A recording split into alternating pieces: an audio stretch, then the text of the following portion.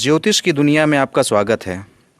यदि आप ज्योतिष सीखना चाहते हैं तो मेरे इस चैनल को सब्सक्राइब कीजिए, और यदि आप चाहते हैं कि वीडियो अपलोड होते ही आपको सूचना मिल जाए तो अलार्म बटन को ऑन करें, और यदि आपको वीडियो पसंद आए तो लाइक और शेयर करना न भूलें। नमस्कार, मैं आलोक तिवारी आपका अपने इस चैनल पर स्वागत करता हूं और आशा करता हूं कि आप लोग मेरे चैनल के माध्यम से ज्योतिष सीख भी रहे होंगे।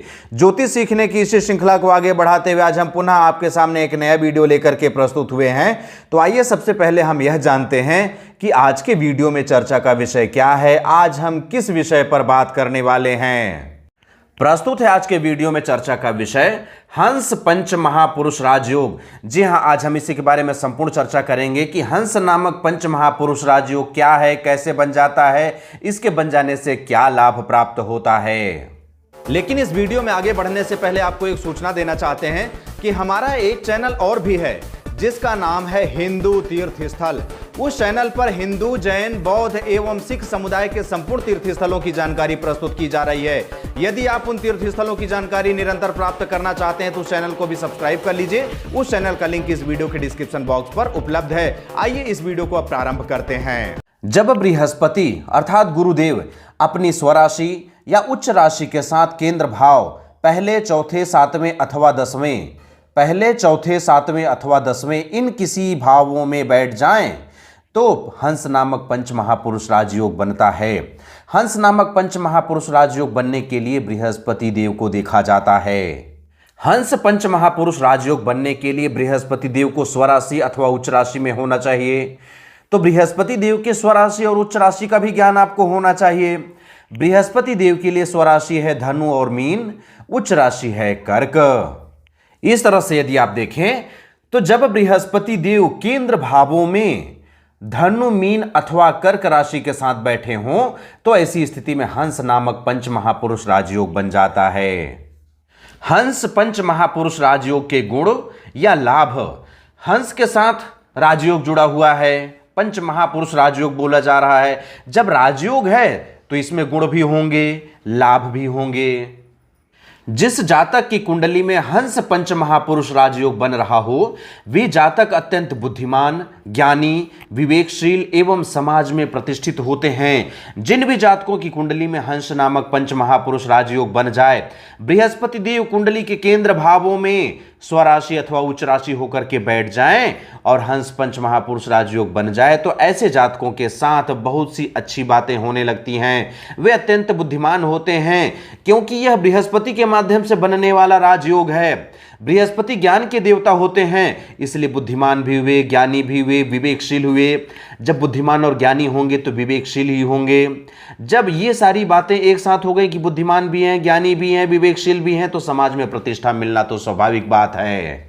ऐसे लोग सदैव ज्ञानार्जन में लगे रहते हैं और सूझबूझ से युक्त होते हैं।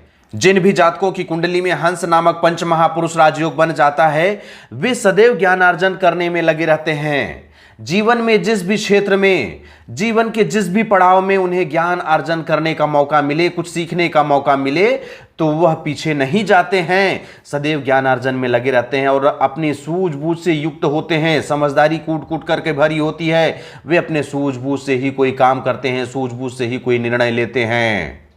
इन लोगों के ऊपर ईश्वर की विशेष कृपा होती है। अब आपको यह लग रहा होगा कि ईश्वर की कृपा कैसे हो गई। बृहस्पति विष्णुदेव से जुड़े हुए हैं। जब बृहस्पति की कृपा दृष्टि बरसने लगी तो विष्णुदेव की भी कृपा दृष्टि बरसने लगी। किसी भी समस्या का समाधान बहुत ही आसानी से ढूंढ लेते हैं। जिन भी जातकों की कुंडली में हंस नामक पंच महापुरुष राजयोग बन रहा हो वे बुद्धिमान होते हैं, ज्ञानी होते हैं, विवेकशील होते हैं। जब ये तीनों गुण उनके अंदर आ जाएगा तो किसी भी समस्या का समाधान बहुत ही आसानी से ढूंढ लेंगे। प्रबंधन अथवा मैनेजमेंट का गुण होता है जिससे ऐसे लोग समाज के मुखिया के रूप में जाने जाते हैं। इन जातकों की बुद्धि अच्छी होती है, बुद्धिमान होते हैं, ज्ञानी होते हैं, विवेकशील होते हैं। जब ये तीनों बातें एक साथ हो जाएंगी तो प्रबंधन क्षमता बढ़ जाएगा, मैनेजमेंट अच्छा होने लगेगा। जब वे किसी भी काम को अच्छे से मैनेज करेंगे तो समाज को भी मैनेज करेंगे। जब समाज को अच्छे से मैनेज कर सकते हैं तो समाज के मुखिया के रूप में प्रसिद्धि प्राप्त होने लगेगी। गांव के सरपंच बन सकते हैं, अपने क्षेत्र के विधायक बन सकते हैं। ऐसे लोगों में एक सफल शिक्षक का गुण होता है, जिसके कारण वे अपने ज्ञान के माध्यम से बड़ी उपलब्धि हासिल करते हैं।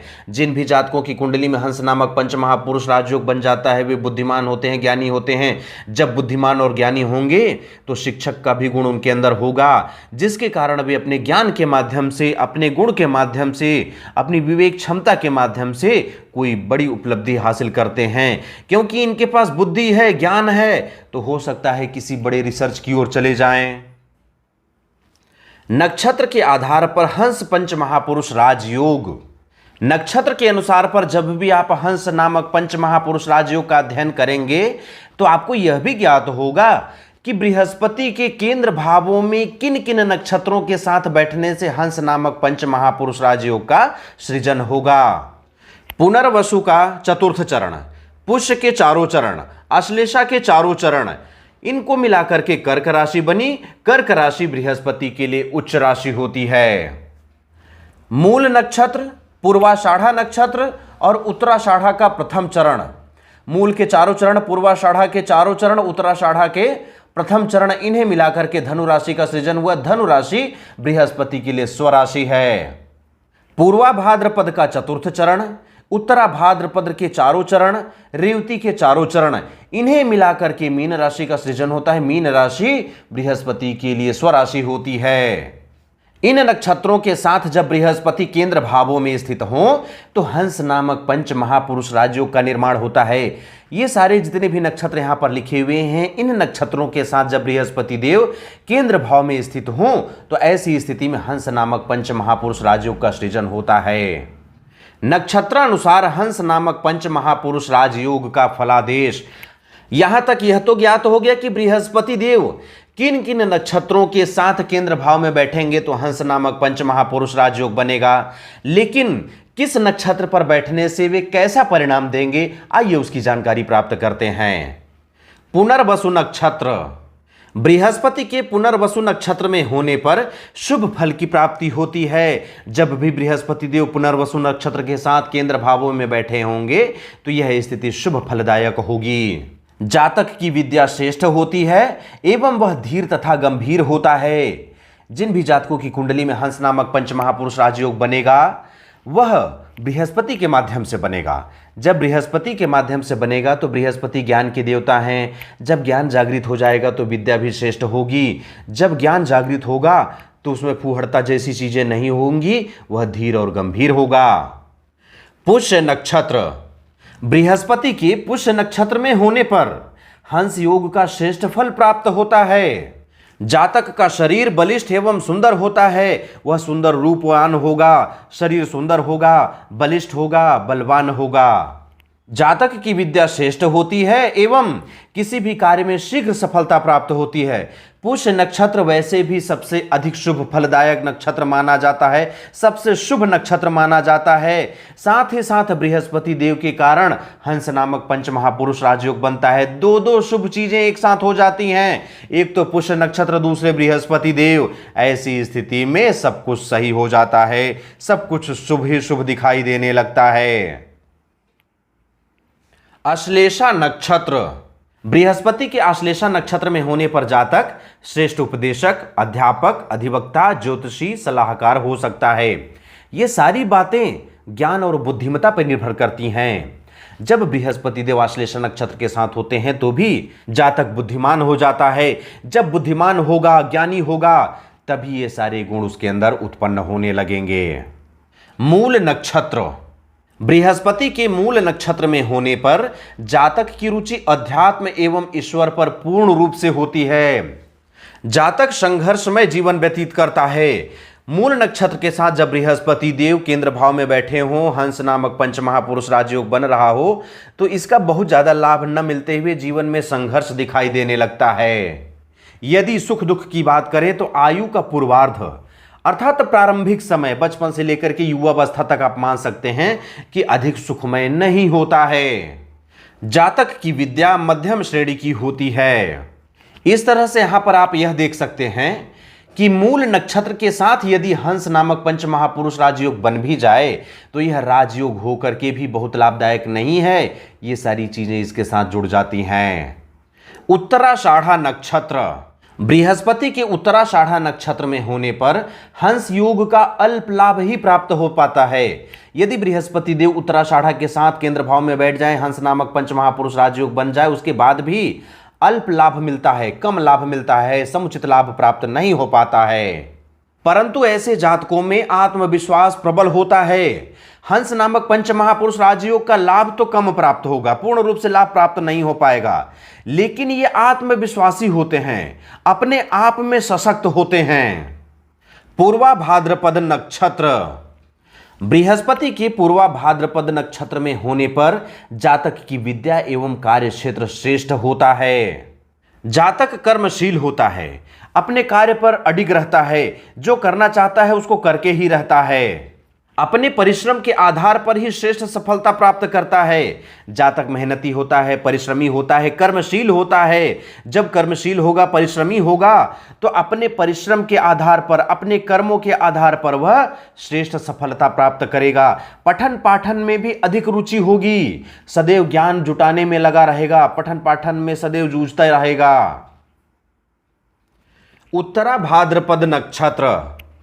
बृहस्पति के उत्तरा भाद्रपद नक्षत्र में होने पर जातक एकांत प्रिय, दार्शनिक, अध्यात्म में रुचि रखने वाले, धैर्यवान, विद्वान तथा श्रेष्ठ विद्या प्राप्त करने वाले होते हैं। अपने कार्य क्षेत्र में सफलता प्राप्त करते हैं, जिस भी कार्य में लगते हैं उस कार्य में ये सफल होते हैं। रेवती नक्षत्र। बृहस्पति के रेवती नक्षत्र में होने पर हंस योग का श्रेष्ठ लाभ प्राप्त होता है। जब भी बृहस्पति देव रेवती नक्षत्र के साथ केंद्र भावों में बैठ जाएं और हंस नामक पंच महापुरुष राजयोग बन जाए तो इससे उत्तम लाभ प्राप्त होता है, श्रेष्ठ लाभ प्राप्त होता है। जातक की रुचि धनार्जन में अधिक होती है। जातक किसी भी तरह से धनार्जन करना चाहता है, कैसे भी तरकीब लगा करके धनार्जन करने का प्रयास करता है। बृहस्पति से संबंधित कार्यों में अधिक रुचि होती है। बृहस्पति से संबंधित जितने भी कार्य क्षेत्र होते हैं उनमें जातक की रुचि अधिक होने लगती है। देखने में सुंदर होता है। जिस भी जातक की कुंडली में रेवती नक्षत्र और बृहस्पति देव के संयोग से हंस नामक पंच महापुरुष राजयोग बन रहा हो, वह जातक देखने में अत्यंत सुंदर दिखाई देता है। पारिवारिक सुख कम मिलता है। रेवती नक्षत्र और बृहस्पति देव के संयोग से जब भी हंस नामक पंच महापुरुष राजयोग बनता है तो इतनी सारी अच्छी बातों के साथ साथ यह खराब बातें भी सामने उभर कर दिखाई देती है कि पारिवारिक सुख कम प्राप्त होता है। इतने सारे गुण तो प्राप्त होते हैं, लेकिन यह एक अशुभ बात भी साथ में जुड़ जाती है। इस तरह से इस वीडियो के माध्यम से आपके सामने हंस नामक पंच महापुरुष राजयोग के बारे में विस्तृत जानकारी प्रस्तुत की गई। मैं आशा करता हूं कि यह जानकारी आपको पसंद आई होगी, यह जानकारी आपको कुछ न कुछ सिखा करके गई होगी। यदि यह जानकारी आपको पसंद आई हो, इससे कोई लाभ प्राप्त हुआ हो तो मुझे कमेंट बॉक्स में लिख करके अवश्य बताइएगा। साथ ही इस वीडियो को अधिक से अधिक लोगों तक शेयर कीजिएगा। आपके जान पहचान वाले, सखा, मित्र, रिश्तेदार जो भी ज्योतिष में रुचि रखते हों उन तक यह वीडियो अवश्य पहुंचाइए, क्योंकि यह वीडियो उनके लिए भी लाभदायक होगा। अब अंत में अपने चैनल के पुराने दर्शकों को बहुत बहुत धन्यवाद ज्ञापित करते हुए नए दर्शकों से अनुरोध करता हूं कि आप हमारा चैनल सब्सक्राइब करके घंटी का बटन भी ऑन कर लीजिए, जिससे कि जब जब हमारे द्वारा कोई भी ज्योतिषी जानकारी अपलोड की जाए तो सबसे पहले सूचना आपको ही प्राप्त हो और आप उन ज्योतिषी जानकारियों को निरंतर प्राप्त करते रहें। अब मुझे आगे दीजिए, मिलते हैं अगले किसी ज्ञानवर्धक वीडियो के साथ। तब तक के लिए जय हिंद, जय भारत, बम बम भोलेनाथ की जय। जय गुरुदेव।